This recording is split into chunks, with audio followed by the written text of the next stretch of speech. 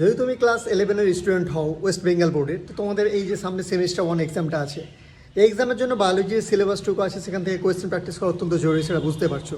তো সেই question practice করার জন্য আমি নিয়ে এসেছি তোমাদের জন্য কিছু specific chapter wise mock test. তো তোমরা সেই টেস্টগুলো অ্যাটেন্ড করো আর নিজের প্রস্তুতিটাকে দেখো কতটা কী করেছো, কীভাবে সেই টেস্টগুলো অ্যাটেন্ড করতে পারবে সেটা দেখিয়ে দিচ্ছি, সেটা দেখে নাও। আর টেস্টগুলো অবশ্যই চ্যাপ্টার ওয়াইজ টেস্ট অ্যাটেন্ড করো। এখানে সমস্ত কিছু নোটস দেওয়া রয়েছে, তোমরা যদি নোটসগুলো পড়তে চাও সেগুলো নোটসগুলোও পড়তে পারবে। আমি দেখিয়ে দিচ্ছি কীভাবে নোটসগুলো পড়ে নেবে আর কীভাবে তোমরা কোয়েশ্চেনগুলো অ্যাটেম্প করবে।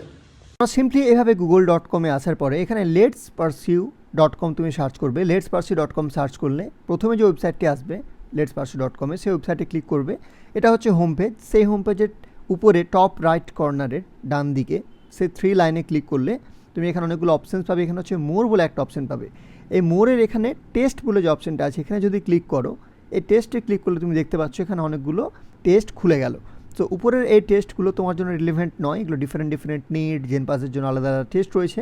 তোমাকে এগুলো স্কিপ করে একদম স্ক্রল ডাউন করে শেষের দিকে চলে যেতে হবে। শেষের দিকে তুমি যদি চলে যাও, এখানে দেখতে পারবে WBCHSC class 11 biology chapter wise mock test semester 1। এখানে যে স্টার্ট প্র্যাকটিস টেস্ট নাও অপশান আছে, বাটন আছে, এটাতে সিম্পলি ক্লিক করবে। এখানে ক্লিক করার সঙ্গে সঙ্গে তোমার সামনে ওপেন হয়ে যাবে এই ম্যাজিক্যাল ওয়েবসাইটটা, এই পেজটা। এইখানটাতে তুমি বায়োলজিক্যাল ক্লাসিফিকেশন দেখতে পাচ্ছ প্রথমটা, টেস্ট নাম্বার 1, যেখানে বায়োলজিক্যাল ক্লাসিফিকেশন এবং অ্যানিমাল কিংডম এই দুটো চ্যাপ্টারের টেস্ট রয়েছে।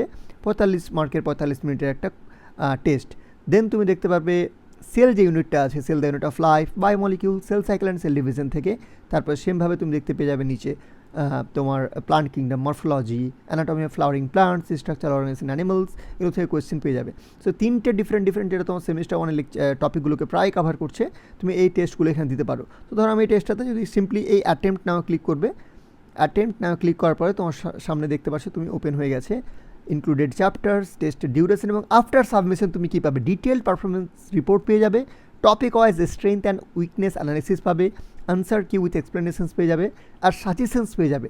তো স্টার্ট টেস্ট বাটনটা এখন অ্যাক্টিভেট হয়নি, কারণ তোমাকে সিম্পলি এখানে একটু তোমার নামটা আর তোমার ফোন নাম্বারটা জাস্ট একটু এখানে পুট করতে হবে। তুমি সিম্পলি পুট করে দেওয়ার পরে সাবমিটে ক্লিক করবে। সাবমিটে ক্লিক করলে দেখতে পাচ্ছ রেজিস্ট্রেশন সাকসেসফুল। স্টার্ট টেস্ট বাটনটাতে এবার তুমি ক্লিক করতে পারছো। Who discover the cell nucleus, Robert Brown. Simple তুমি নেক্সট করো।